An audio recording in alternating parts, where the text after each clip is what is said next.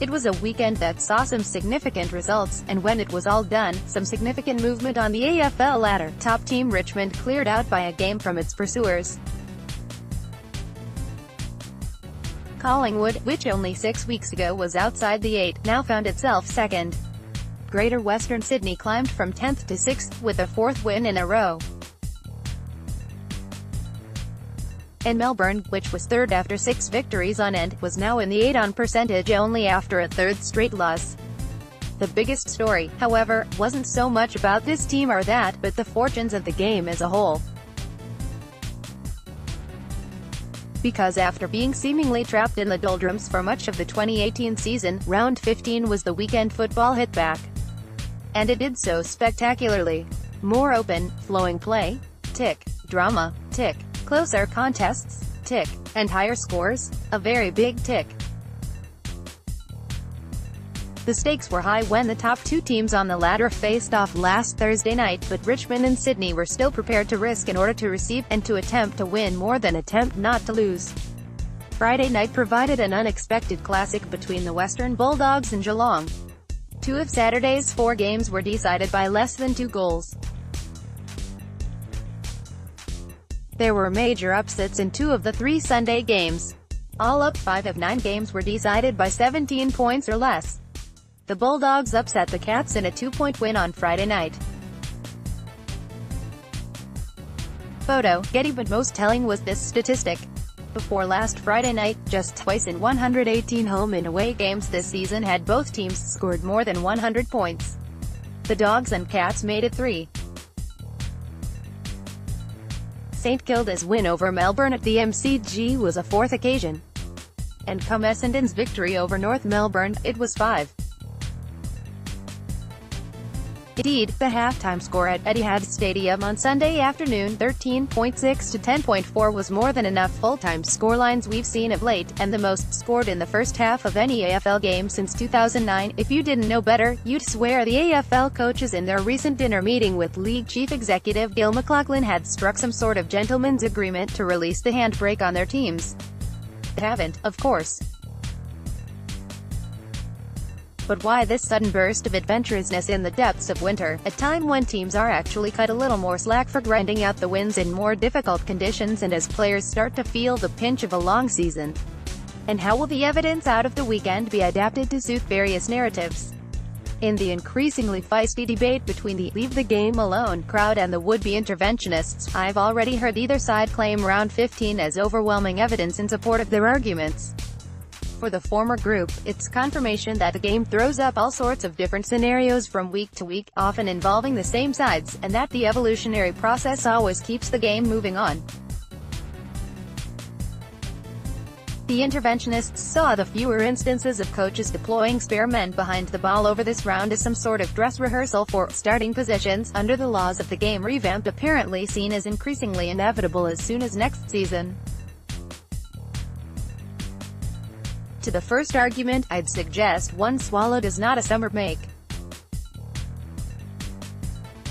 That the trends around congestion and particularly scoring have emerged over several years, the last 4 seasons the lowest scoring since 1970, and this season currently the lowest scoring since 1968. Collingwood moved to second on the ladder after its 39-point win over Gold Coast. Photo, Getty. The second, I'd say we might need to see the trials of even limited zoning over not just one but a couple of preseasons. And that we will never know for how long such drastic measures can keep the defensive creep of the game at bay before canny coaches once again effectively pick the locks.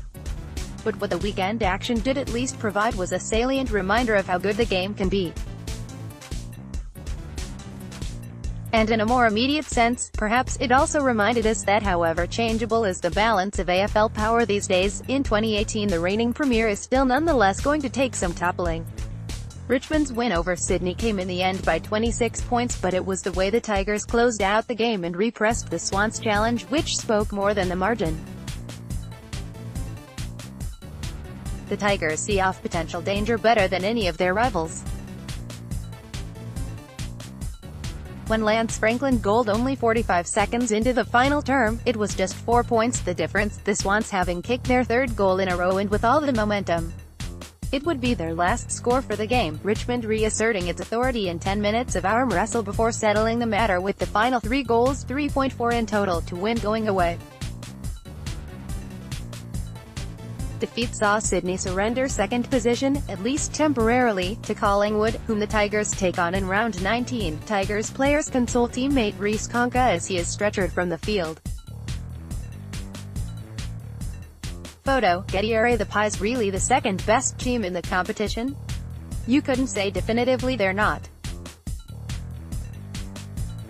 But they will want to have improve a fair bit on what they served up to Richmond back in round 6, when a 43-point defeat was curiously seen by some observers as some sort of moral magpie victory.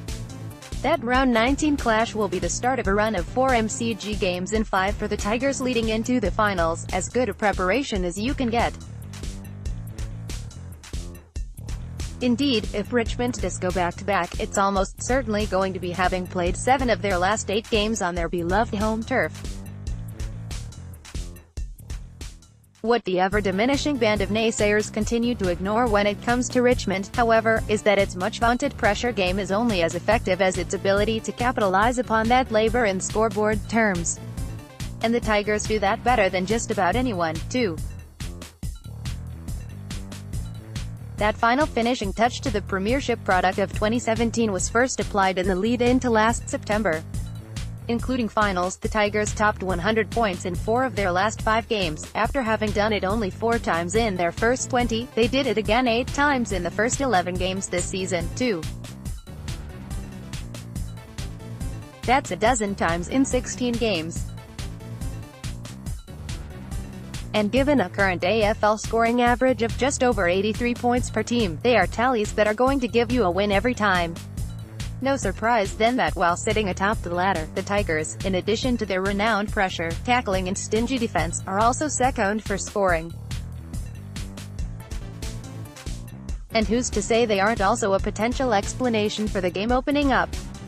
No opponent has been able to best them defensively. Was this sudden rush of scoring an acknowledgement by the rest of the competition that it has to find another, more offensive way? One thing's for sure. We're in for an entertaining second half of the season if that proves the case. Read more from Rohan Connolly, formerly a senior football writer for Fairfax, at Footyology, or watch Footyology TV here.